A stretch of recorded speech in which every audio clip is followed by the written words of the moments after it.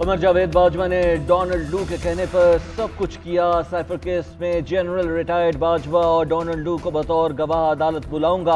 सरबराह तहरीक इंसाफ की कमरा अदालत में गुफ्तगू, कहा मुझसे कोई मुलाकात हुई ना किसी ने मुज़ाकरात किए। 9 मई लंदन प्लान का हिस्सा था, मुझे प्लान के तहत गैर आइनी तौर पर पकड़ा गया। 48 घंटे में 10,000 लोगों को गिरफ्तार किया गया। यास्मीन राशिद वाज़े तौर पर कह रही थी कि लोग अंदर ना जाएं, सीसीटीवी देख लें, इनको कौन अंदर लेकर गया। बुशरा बीबी के साबिक खावंद के जरिए झूठा इल्ज़ाम लगाया गया। कसम उठाने को तैयार हूँ। बुशरा बीबी को उस दिन देखा जिस दिन मेरा निकाह हुआ था। कौम को पैगाम देना चाहता हूँ, आपका कप्तान आखिरी सांस तक लड़ने के लिए तैयार है। वाज़े तौर पर कह रहा हूँ, इलेक्शन पीटीआई जीतेगी। खदशा है कि ये हालात देखकर इलेक्शन से ही ना भाग जाए।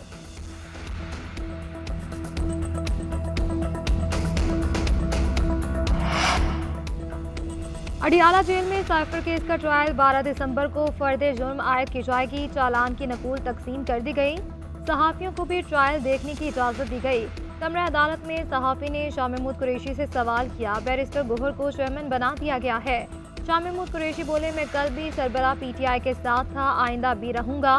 महात्मा गांधी को किसी ओहदे की ज़रूरत नहीं थी।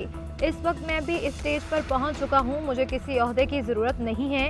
शाह महमूद कुरैशी की आवाम से वोट डालने के लिए बाहर निकलने की अपील। कहा, जो कानून की हुक्मरानी से मोहब्बत करते हैं और नजरियाती हैं, वो 8 फरवरी को बाहर निकले और वोट डालें।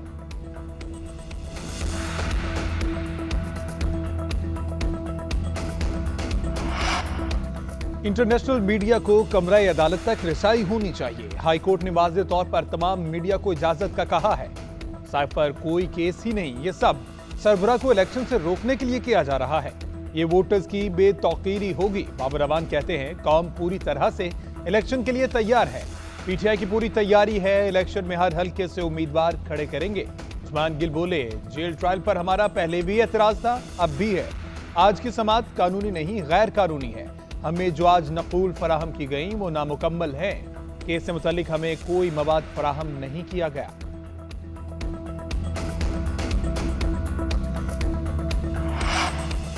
आम इंतखाबात कैसे कराए जाएं, इलेक्शन कमीशन को फंड्स मौसूल ना हुए। चीफ इलेक्शन कमिश्नर की तलबी पर सेक्रेटरी खजाना इलेक्शन कमीशन पहुंच गए।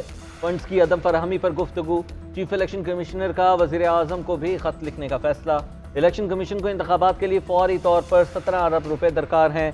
इलेक्शन के लिए 42 अरब रुपए मुख्तस किए गए थे, ताहाल सिर्फ 10 अरब रुपए ही फराहम किए गए। फंड्स की फराहमी के लिए बार बार राबते के बावजूद वजारत खजाना ने कोई मस्बत जवाब ना दिया।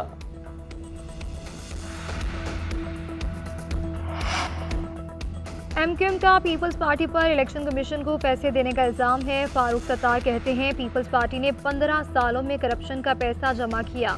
ये पैसा शायद इलेक्शन कमीशन में भी आ गया है।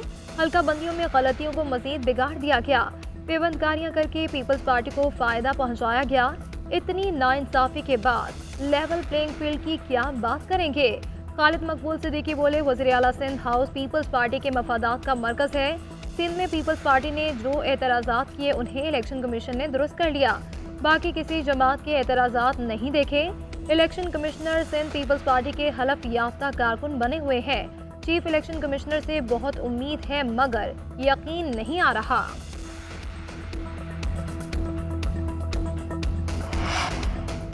इलेक्शन कमीशन आज़ाद इदारा है, पीपल्स पार्टी के लिए काम नहीं करता। हमारे एतराज़ात इनसे ज्यादा होंगे मगर इदारे को मुतनाज़ नहीं बनाना चाहिए। शर्जील मेमन ने एमक्यूएम से इल्ज़ामात के सबूत मांग लिए। कहते हैं, पीटीआई सरबराह ने भी इदारों को निशाना बनाया था। एमक्यूएम भी यही सियासत कर रही है। खालिद मकबूल सिद्दीकी साहब, ख्वाहिशात पर बातें ना करें, सबूत लेकर आए। एमक्यूएम सिर्फ इल्ज़ाम तराशी की सियासत कर रही है। मेरे ख्याल में तो एमक्यूएम इलेक्शन ही नहीं चाहती।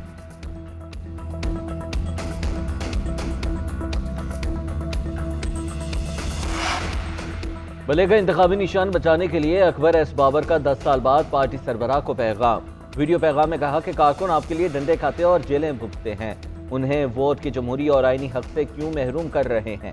पीटीआई में इंट्रा पार्टी के नाम पर ढोंग रचाया गया। फिलफौर इंट्रा पार्टी इलेक्शन का लदम करके शफाफ इलेक्शन कमीशन तश्कील दिया जाए। बानी रहनुमाओं और कारकुनों को बुनियादी हुकूक से महरूम किया गया। जाली इलेक्शन की वजह से पीटीआई मजीद खतरात से दोचार हो गई है।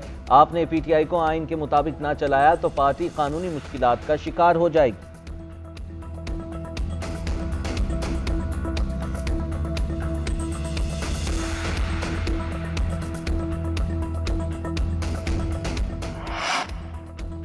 पाक चीन ताल्लुकात बहुत गहरे हैं। अल्लाह ने हमें चीन की सूरत में बेहतरीन हमसाया दिया। निगरान वज़ीर आज़म का गवादर में तकरीब से खिताब, कहा चीन ने करोड़ों लोगों को बेमिसाल अंदाज से गुर्बत से निकाला, तरक्की को नई जहतों तक पहुँचाया है। चीन तरक्की करता है तो सब तरक्की करते हैं, इस सफ में पाकिस्तान सबसे पहले आता है।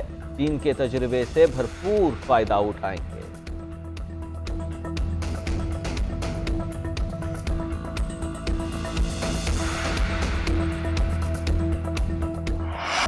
पाकिस्तान स्टॉक एक्सचेंज तारीख की नई बुलंदियों पर 100 इंडेक्स में 1136 पॉइंट्स का इजाफा। इंडेक्स 1.4% इजाफे के साथ 62,000 की नफ्सियाती हद अबूर कर गया। मार्केट 62,912 की बुलंद तरीन सतह पर पहुंची। डॉलर के मुकाबले में रुपए की कदर भी मुस्तहकम। इंटरबैंक में डॉलर 72 पैसे सस्ता, डॉलर 284 रुपए 25 पैसे का हो गया।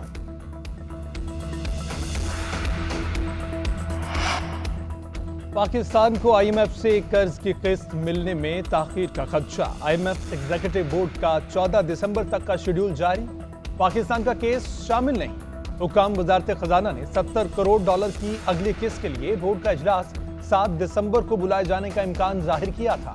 स्टाफ लेवल मुआहिदा 15 नवंबर को तय पाया था। एग्जीक्यूटिव बोर्ड का इजलास मुआहिदे के 6 से 8 हफ्ते बाद बुलाने का इम्कान। दिसंबर के आखिरी अशरे क्रिसमस तातीलात शुरू हो जाएंगे।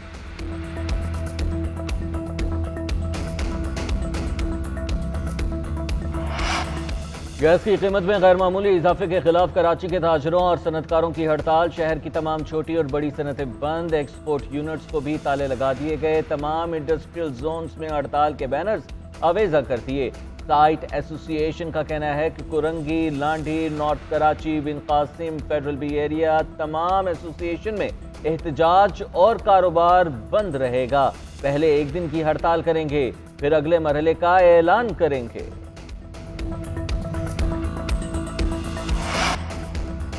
जस्टिस मुजाहिर नकवी ने जुडिशल काउंसिल के शोकाज नोटिस पर जवाब जमा करवा दिया। मौक़िफ़ इख्तियार किया, मैंने 2 आईनी दरख्वास्तें सुप्रीम कोर्ट में दायर कर रखी हैं, दोनों दरख्वास्तों को समाअत के लिए मुकर्रर किया जाए। इस्तदा है कि मुझे जारी करदा शोकाज नोटिस वापस लिया जाए। दरख्वास्तें 3 रुकनी कमेटी के सामने भी रखी। जस्टिस मुजाहिर नकवी ने जवाब की कॉपी सुप्रीम कोर्ट की 3 रुकनी कमेटी को भिजवा दी। रजिस्ट्रार सुप्रीम कोर्ट के 30 नवंबर के नोटिस का जवाब भी जमा करवा दिया।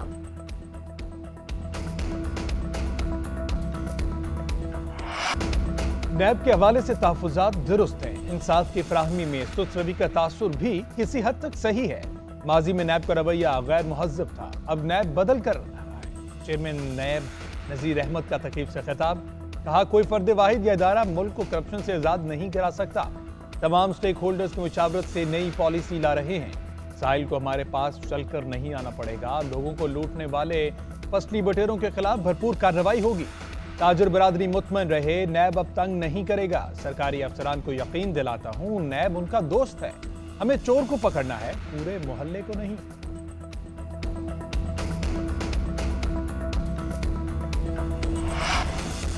इलेक्शन कमीशन रवां हफ्ते डीआरओज और आरओज की तैनाती करेगा। चीफ इलेक्शन कमिश्नर को ब्यूरोक्रेसी की अपडेटेड फहरिस्त मौसूल कर दी गई। अच्छी कारकर्दगी के हामिल और गैर जानिबदार अफसरान को तैनात करने का फैसला। अफसरान की कारकर्दगी रिपोर्ट और सर्विस रिकॉर्ड भी साथ लगाया गया। जिन अफसरान की कम अज कम 1 साल सर्विस बाकी होगी, सिर्फ उन्हीं को डीआरओज और आरओज तैनात किया जाएगा।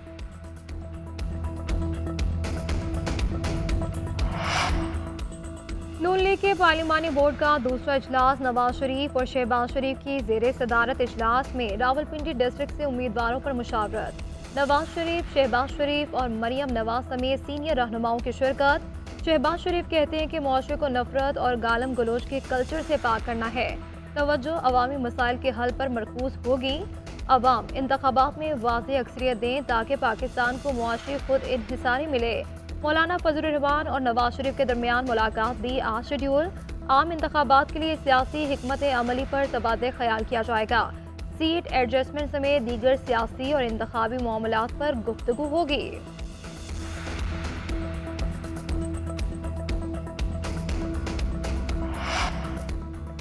लाहौर में गुर्दों की गैर कानूनी पैवनकारी का एक और स्कैंडल। पुलिस ने नौकरी का झांसा देकर गुर्दे निकालने वाला गैंग पकड़ लिया। एसपी सदर के मुताबिक गिरोह ने लाहौर से 90 अफराद के गुर्दे निकाले। मुलजिमान का टारगेट गरीब और भट्टा मजदूर रहे हैं। मुलजिमान को नौकरी का झांसा देकर इस्लामाबाद ले जाया जाता। 4 मुलजिमान को गिरफ्तार किया जा चुका। गैर कानूनी पैवनकारी में मुलव्वस डॉक्टर्स की गिरफ्तारी के लिए कोशिशें की जा रही हैं। पीसीबी की नई सिलेक्शन कमेटी आई है, उन्हें वक्त दें, हर 3 मिनट बाद न्यूज़ कॉन्फ्रेंस ना करें, कोई फैसला लिया है तो उस पर कायम रहें।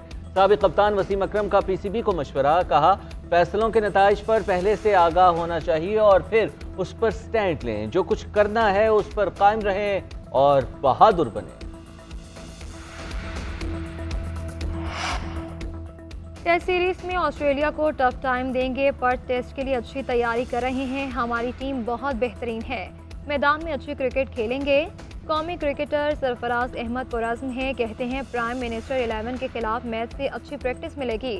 शान मसूद अच्छी तरह टीम को साथ लेकर चल रहे हैं। बाबर टीम में दिलचस्पी ले रहे हैं और शान मसूद के साथ साथ हैं। हमारे पास जो पेसर मौजूद हैं, नसीम शाह की कमी पूरी कर सकते हैं।